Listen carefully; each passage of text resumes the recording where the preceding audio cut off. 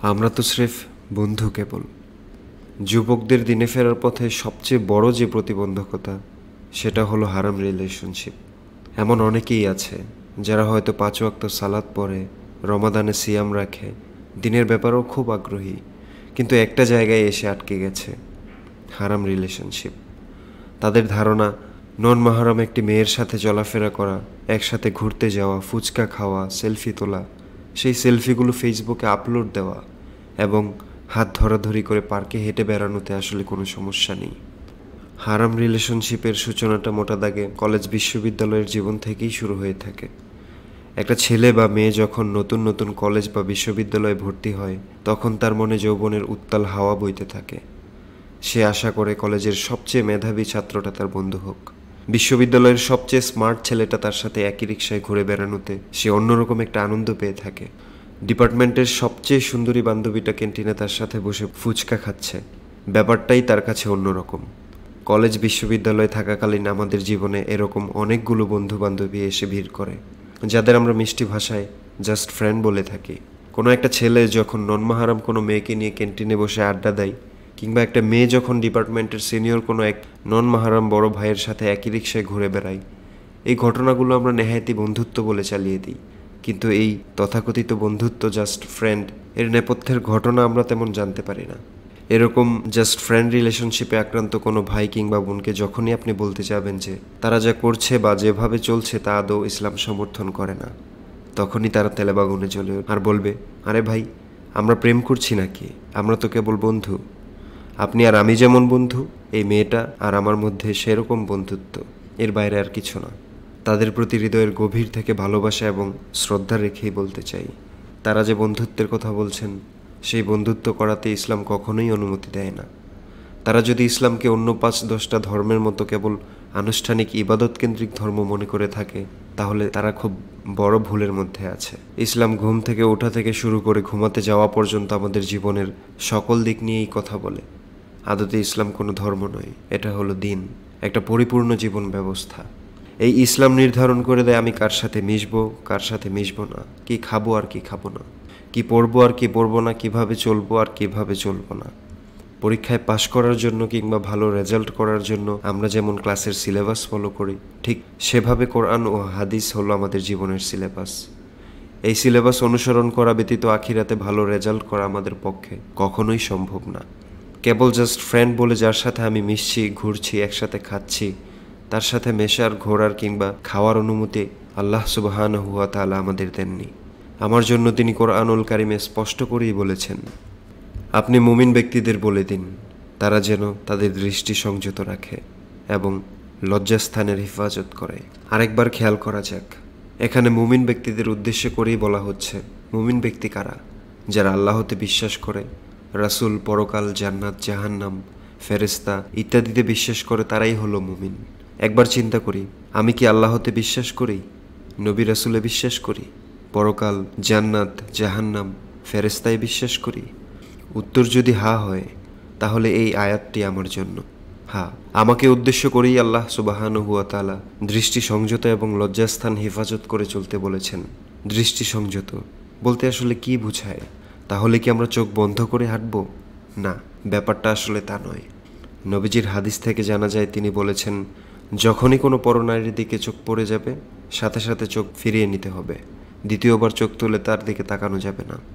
আমাদের জন্য শরীয়তের সীমানা হলো, চলার পথে যদি কোনো নন মাহরাম তথা বেগানা নারীর দিকে আমাদের দৃষ্টি চলে যায়, তাহলে সাথে সাথে সেই দৃষ্টি ফিরিয়ে নিতে হবে, দ্বিতীয়বার তাকানো যাবে না। শরীয়তের সীমারেখা যখন এমন, তখন আমরা কিভাবে বন্ধুত্বের নাম করে একজন বেগানা নারীর হাত ধরে হাঁটাহাঁটি, ঘোরাঘুরি, আনন্দ মাস্তি ফুর্তি করে বেড়ানোকে জায়েজ মনে করতে পারি? ইসলাম যা আমাদের জন্য অনুমোদন করেনি, আমরা কিভাবে সেটাকে নিজেদের জন্য জায়েজ ভাবতে পারি? কেউ বলতে পারে, আমি তো তাকে কেবল বন্ধুই ভাবছি, তার ব্যাপারে কোনো খারাপ ধারণা আমার ভেতরে নেই, কখনো আসবেও না। এমন ভাবনা পোষণকারীদের একটা গল্প শোনাতে চাই। এই গল্প এমন এক সালিহ তথা নেককার ব্যক্তির, যার সারাটা দিন কেটে যেত আল্লাহ সুবহানাহু ওয়া তাআলার ইবাদতে, যিনি ছিলেন আগাগোড়া একজন ধার্মিক, পরহেজগার ব্যক্তি। আল্লাহর এমন এক খালিস বান্দা কিভাবে শয়তানের ধোকায় পড়ে বিভ্রান্ত হয়েছিলেন, সেটাই ঘটনার মূল প্রতিপাদ্য। ঘটনাটি বারসিসা নামের বনি ইসরায়েল সম্প্রদায়ের একজন নেককার ব্যক্তির। জানা যায়, বনি ইসরায়েলের লোকেরা যখন পাপের সাগরে হাবুডুবু খাচ্ছিল, যখন তাদের আগাগোড়া পাপ আর পঙ্কিলতায় ছেয়ে গিয়েছিল, তখন বিশাল একটি জনপদে কেবল বারসিসাই ছিলেন একমাত্র ব্যক্তি যিনি সর্বদা আল্লাহর ইবাদতে মশগুল ছিলেন। আরও জানা যায়, তিনি তার প্রার্থনা গৃহে একটানা 70 বছর আল্লাহর ইবাদতে মগ্ন ছিলেন। একবার বনি ইসরায়েলের 3 জন যুবক একটি কাজে শহরের বাইরে যাওয়ার জন্য মনস্থির করল। তাদের ছিল যুবতী এক বোন। পাপ পঙ্কিলতার এই সময় তাদের বোনকে কে দেখে রাখবে, সেই চিন্তায় তারা অস্থির হয়ে উঠল। তখন বনি ইসরায়েলের অন্য লোকেরা তাদের পরামর্শ দিয়ে বলল, পাপাচারের এই অস্থির সময়ে তোমাদের বোনকে দেখে রাখার মতো, হেফাজতে রাখার মতো বনি ইসরায়েল সমাজে আর কেউ অবশিষ্ট নেই। তবে বারসিসার কাছে তোমরা তোমাদের বোনকে রেখে যেতে পারো। আমরা তাকে পাপ থেকে মুক্ত, অন্যায় থেকে দূরে এবং আমাদের মধ্যে সর্বোচ্চ তাকওয়াবান ও পরহেজগার হিসেবে জানি। 3 ভাই এরকম একজন আল্লাহওয়ালা লোকের সন্ধান পেয়ে খুব খুশি এবং চিন্তামুক্ত হলো। বারসিসার কাছে এসে বোনের দায়িত্ব নেওয়ার জন্য অনুরোধ করলো তারা। একজন বেগানা মহিলার দায়িত্ব নেওয়ার কথা শুনেই ভয়ে কেঁপে উঠল বারসিসার অন্তর। তিনি বললেন, চুপ করো, আমি কখনোই এই দায়িত্ব নিতে পারবো না। আল্লাহর দোহাই লাগে, তোমরা এখান থেকে চলে যাও। বারসিসার এমন কথা শুনে 3 ভাই মনক্ষুণ্ণ হয়ে চলে যাচ্ছিল। ঠিক সেই মুহূর্তে শয়তান তার কুমন্ত্রণা নিয়ে হাজির হলো। সে বারসিসার মনে এমন আবেগ আর দরদি যুক্তি ঢেলে দিল যাতে করে তার হৃদয় সহজেই গলে যায়। বারসিসার মনে কুমন্ত্রণা দিয়ে শয়তান বলল, বারসিসা, তুমি কি করলে এটা? তারা কাজের জন্য শহরের বাইরে চলে গেলে তাদের ছোট বোনটা নিরাপদে থাকবে, কেউ তার সম্ভ্রমহানি করবে না। তুমি কি মনে করো না যে সে তোমার কাছেই সর্বোচ্চ নিরাপদে থাকতো? শয়তানের পক্ষ থেকে মনে উদয় হওয়া এই প্রশ্নগুলোকে বারসিসা খুব পছন্দ করে ফেলে। তার কাছে এই কথাগুলোকে খুব যুক্তিযুক্ত এবং বাস্তবিক বলে মনে হলো। সে ভাবল, ঠিকই তো, সময় তো খুব বেশি ভালো না। তাদের বোন একা থাকলে যে কারো দ্বারা নির্যাতিতা হতে পারে। তার চেয়ে ভালো হয় যদি আমিই এই মেয়েটার দায়িত্ব নিয়ে রাখি। এতে করে সে হয়তো অন্যদের লালসার শিকার হওয়া থেকে বেঁচে যাবে।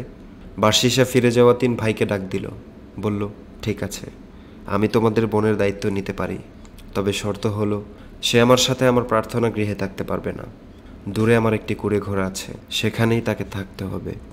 বারসিসা তাদের বোনের জিম্মাদার হতে রাজি হয়েছে দেখে 3 ভাই খুব খুশি। তারা বারসিসার শর্ত মেনে নিয়ে বোনকে তার কাছে রেখে শহরের বাইরে চলে গেল।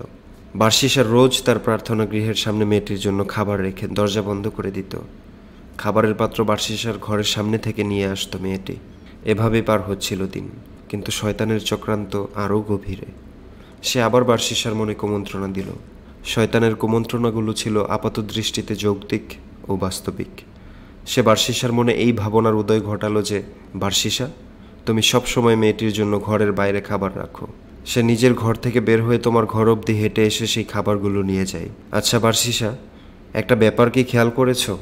তোমার ঘর অবধি যখন মেয়েটা হেঁটে আসে, সে সময় না জানি কত পরপুরুষ তাকে দেখে ফেলে। এটা কি ঠিক? বলো।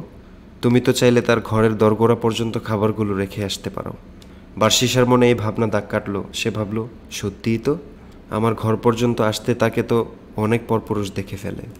বারসিসা পরের দিন থেকে আর নিজের ঘরের কাছে খাবারপত্র না রেখে মেয়েটার ঘরের দরগোড়ায় রেখে আসতে লাগলো। এভাবে চলল আরও কিছুদিন। শয়তান তার কটুবুদ্ধি নিয়ে আবার হাজির হলো। বারসিসা, ভারী আজব লোক তো তুমি। তার ঘরের দোরগোড়া পর্যন্ত যেতে পারো, ভেতরে গিয়ে তার সাথে 2-4টে কথা তো বলতে পারো, তাই না? বেচারি ভাইদের অনুপস্থিতিতে কতই না একাকী জীবন পার করছে। এই ভাবনাও বারসিসার মনোপুত হলো।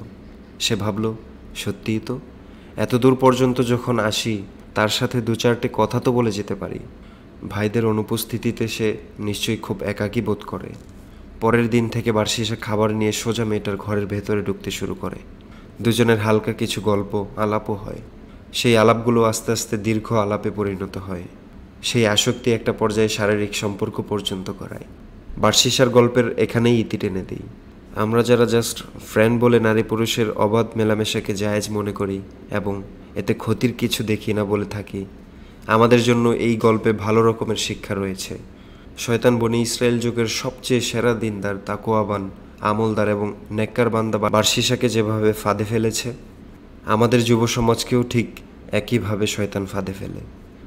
রাসূলুল্লাহ সাল্লাল্লাহু আলাইহি ওয়াসাল্লামের হাদিস থেকে আমরা জানতে পারি, দুজন নারী পুরুষ যখন একান্তে আসে, সেখানে তৃতীয় জন হয় শয়তান। আমরা যখন নন মাহরাম কাউকে নিয়ে একান্তে আলাপে মত্ত হই কিংবা একই রিকশায় চেপে যাওয়া আসা করি, তখন মাঝখানে শয়তান এসে আমাদের বিভ্রান্ত করতে থাকে। আমাদের মনে হতে পারে, আরে আমার মনে তো আমার বান্ধবী সম্পর্কে কখনো খারাপ ধারণা আসে না, আমি তো কখনো ওর দিকে খারাপ নজরে তাকাইই না। আমরা যারা এমন চিন্তা ভাবনা মনে লালন করি, আমাদের উচিত বার্সিসার ঘটনাটি আরেকবার মনোযোগ সহকারে পড়া। শয়তান কিন্তু একটি বারের জন্যও বার্সিসাকে বলেনি ওই মেয়েটার সাথে অনৈতিক সম্পর্কে জড়িয়ে পড়তে। শয়তান একবারের জন্য মেয়েটাকে ফুসলাতে কিংবা তার দিকে খারাপ দৃষ্টিতে তাকাতে বার্সিসাকে উদ্বুদ্ধ করেনি, বরং শয়তান খুব ভালো ভালো কথা বলে বার্সিসাকে মেয়েটার কাছাকাছি নিয়ে আসে। এই যে আজকে আমরা বলি, আমি তো ওর দিকে খারাপ নজরে তাকাই না, ওর প্রতি আমার তো দুর্বলতা নেই, কিংবা আমি তো ওকে বন্ধু হিসেবেই দেখি কেবল, এগুলো সব কিছুই শয়তানের পাতানো জাল, ফাঁদ।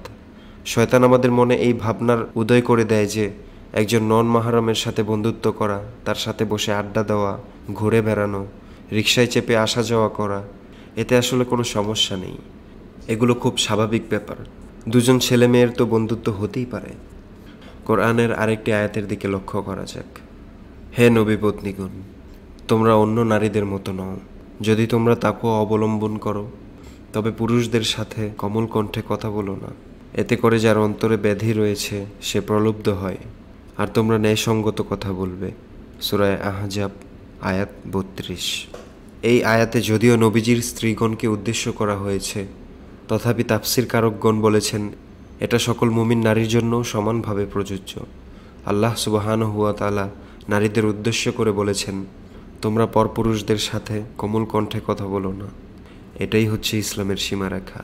আপনি যখন নিজেকে একজন মুমিন নারী হিসেবে দাবি করবেন, তখন আপনি কখনোই আপনার ডিপার্টমেন্টের সিনিয়র ভাইটাকে মিষ্টি স্বরে ভাইয়া বলে সম্বোধন করবেন না।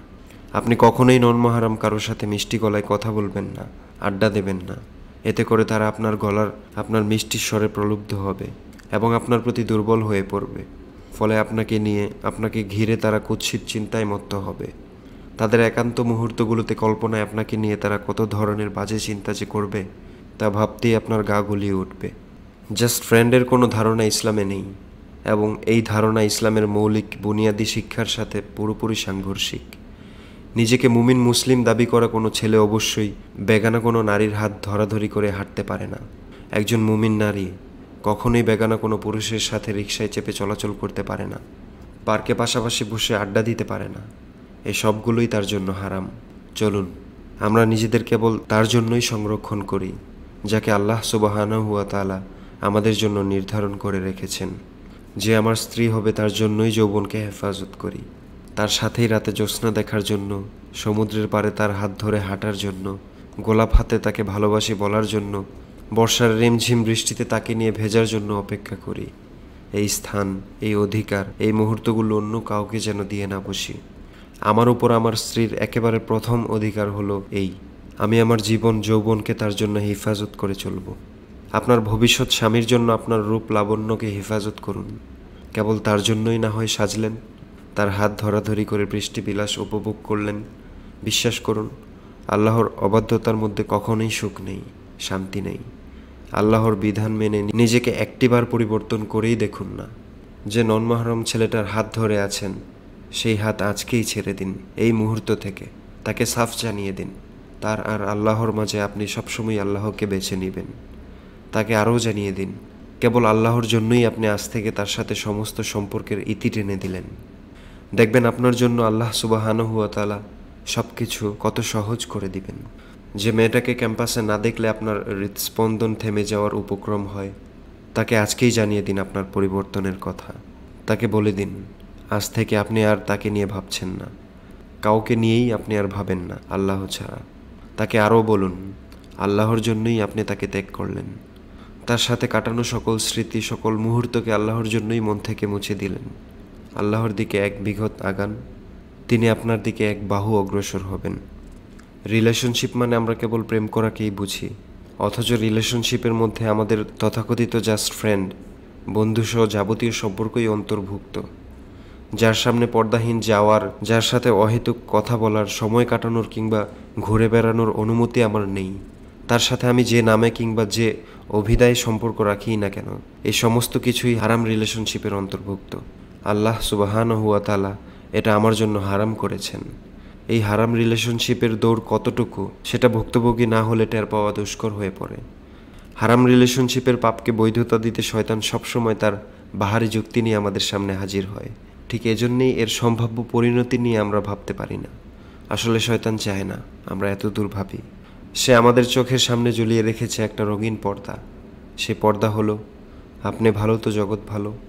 খুব সম্প্রতি 3টে ঘটনা সম্পর্কে জানতে পেরেছি। খুব সম্প্রতি বলছি এজন্যেই কারণ এই লেখাটা যখন লিখতে বসেছি তার ঠিক মাস দুয়েকের মাঝেই এই ঘটনাগুলো ঘটে। প্রথম ঘটনা দেশের প্রথিতযশা জাহাঙ্গীরনগর বিশ্ববিদ্যালয়ের। খবরে জানা গেছে বিশ্ববিদ্যালয়ের ডাস্টবিন থেকে উদ্ধার করা হয়েছে কতগুলো মৃত নবজাতকের লাশ। বিশ্ববিদ্যালয়ের ডাস্টবিন, নবজাতকের লাশ। চোখের সামনে কোন দৃশ্যটা ভেসে উঠেছে বলুন তো? কিছু কপোতি একত্র হয়েছিল যৌবনের উন্মত্ত উন্মাদনায়। একেবারে শুরুর দিকে তারা ছিল কেবলই জাস্ট ফ্রেন্ড, আর কিচ্ছু না। তাদের মাঝে বন্ধুত্ব ছাড়া আর কোনো সম্পর্কই ছিল না। একে অন্যের জন্য নোট তৈরি করত, ক্যাম্পাসে একজন অন্যজনের জন্য অপেক্ষা করত। বিনীত বিকেলগুলো তারা পার করত বাহারি রঙের বাহারি পদের আড্ডা দিয়ে। একটা সময় সেই জাস্ট ফ্রেন্ড সম্পর্ককে শয়তান টেনে নিয়ে গেছে একটি অবৈধ অনৈতিক সম্পর্ক পর্যন্ত। এরপর কি হলো? যখন চোখের সামনে থেকে উন্মাদনার পর্দাটা সরে গেল, যখন কেটে গেল যৌবনের তাড়না মিশ্রিত সকল মোহ, যখন রঙিন দুনিয়ার ডিঙি নৌকা থেকে তারা বাস্তবের দুনিয়ায় এসে নোঙর করল, তখন অবাক বিস্ময়ে লক্ষ্য করল যে তাদের কৃতকর্মের ফল দুজনের কেউই আর বয়ে বেড়াতে চায় না। তাদের এই সম্পর্কের জেরে ভ্রূণ হয়ে বেড়ে ওঠা আরেকটা নিষ্পাপ শরীরকে জন্মের আগেই মৃত্যুবরণ করতে হয়েছে। যে শরীরটির থাকার কথা ছিল বাবা মার আদর মাখা কোল আর দোলনির দোলনায়, সেই শরীরের স্থান হয়েছে পচা ডাস্টবিনের আস্থা করে। জাহেলিয়াতের চরম অধপতনের যুগেও এরকম দৃশ্যের দেখা মেলা ভার।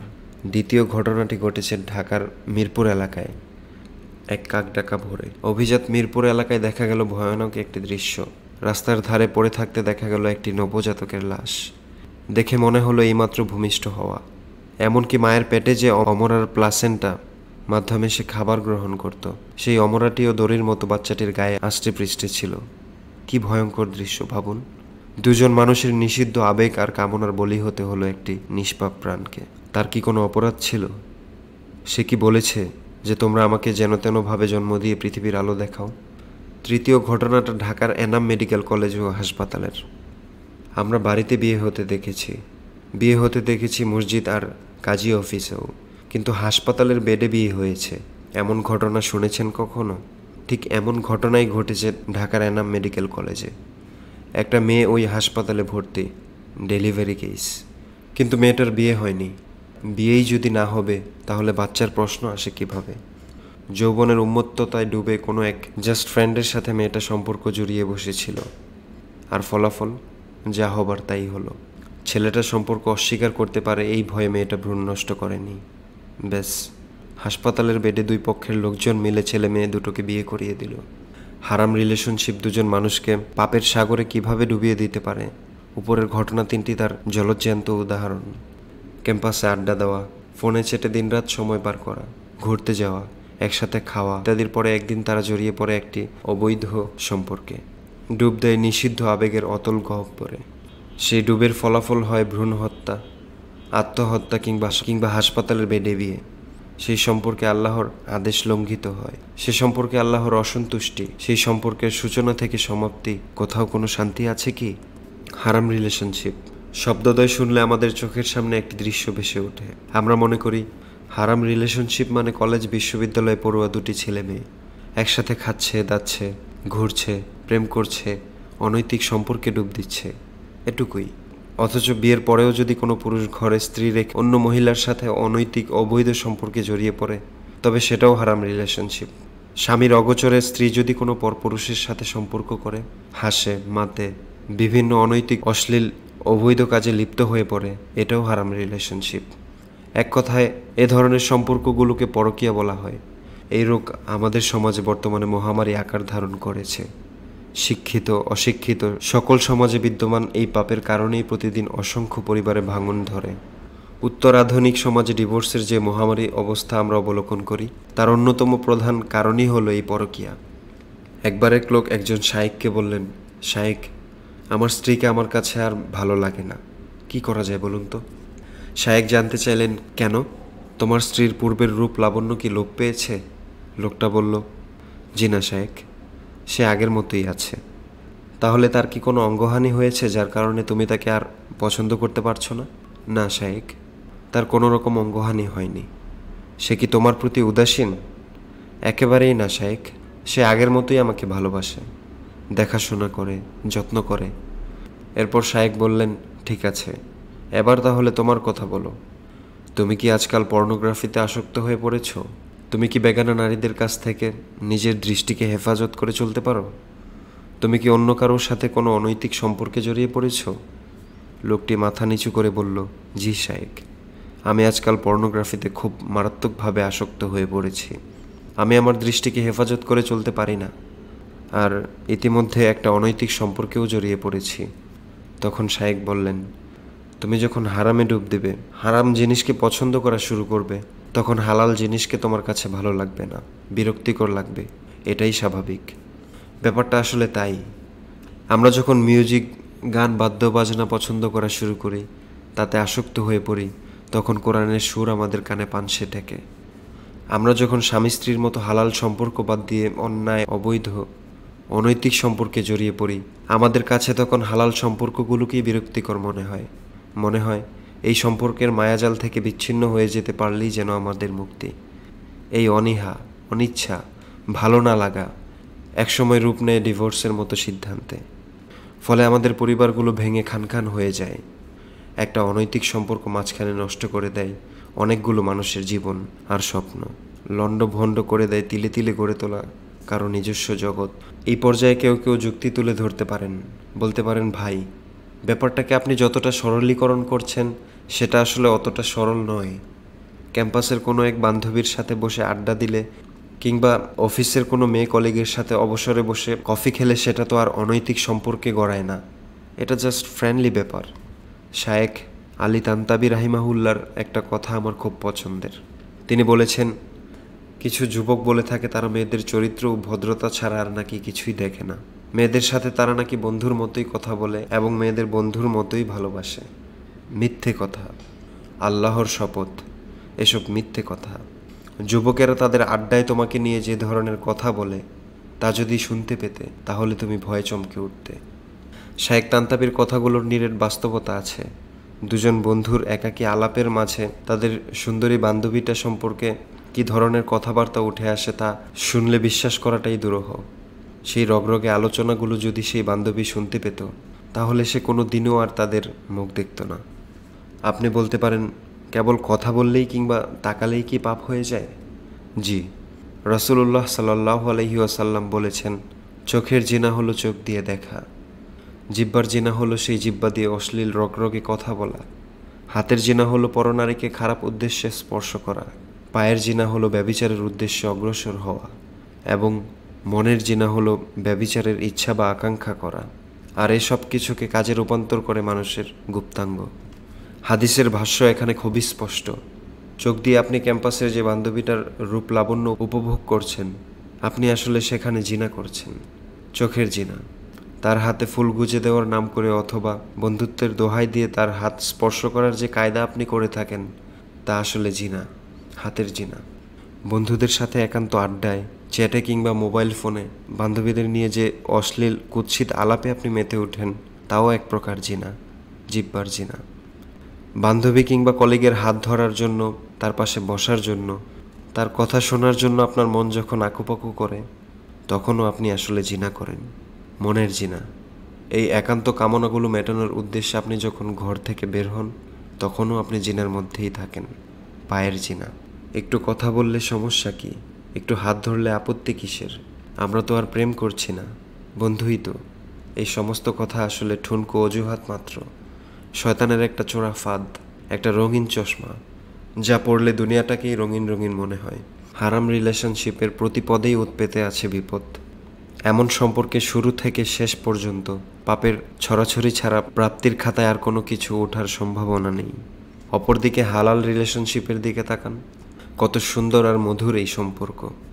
স্ত্রীর দিকে আপনি যখন মায়াভরা দৃষ্টিতে তাকান, যখন আপনি স্ত্রীর মুখে ভালোবেসে খাবার তুলে দেন, আপনি যখন স্ত্রীর জন্য উপহার নিয়ে আসেন, তাকে নিয়ে ঘুরতে যান, তার পাশে বসে মন্ত্রমুগ্ধ হয়ে তার গল্প শোনেন, এই সব কিছুতে আল্লাহ সুবহানাহু ওয়া তাআলা আপনার জন্য সওয়াব বরাদ্দ রেখেছেন। ফেরেশতারা তখন আপনার জন্য সাদাকার সওয়াব লিখে ফেলে। অন্যদিকে হারাম রিলেশনশিপে আপনি বেগানা নারীর দিকে তাকালে, তাকে স্পর্শ করলে, তার সাথে কথা বললে, তার কথা চিন্তা করলে আপনার আমলনামায় গুনাহ যুক্ত হয়ে যায়। হারাম রিলেশনশিপের অপর নাম দেওয়া যায় জিনা। আর জিনার শাস্তি খুবই ভয়াবহ, দুনিয়াতেও আখিরাতেও। হারাম রিলেশনশিপ থেকে বেরিয়ে আসাটা খুব সহজ নয়। সহজ নয় তাদের জন্য যারা দিনটাকে মন থেকে মেনে নিতে পারে না, যারা নিজেদের আত্মাকে আল্লাহর বদলে শয়তানের কাছে জমা দিয়ে রেখেছে। তাদের জন্য পতনের এই চোরাবালি থেকে মুক্তি লাভ দুঃসাধ্য। তবে যারা আল্লাহর হয়ে যেতে চায়, যাদের জীবনের লক্ষ্য উদ্দেশ্য সব কিছুই আল্লাহর ভালোবাসা, অনুগ্রহ আর দয়াকে ঘিরে আবর্তিত হয়, তাদের জন্য এটা মোটেও কঠিন নয়। আল্লাহর দিকে যারা মন থেকে ফিরে আসতে চায়, আল্লাহ তাদের জন্য সকল প্রতিবন্ধকতাকে সহজ করে দেন। তাদের হৃদয়ে ঢেলে দেন প্রশান্তির সুনির্মল সুবাস। সেই সুবাসে বান্দা রাঙিয়ে নেয় তার যাপিত জীবন। আল্লাহর দিকে ফিরে আসার জন্য খুব জমকালো আয়োজনের দরকার হয় না, কেবল আন্তরিক তাওবা আর চোখের পানিই তো।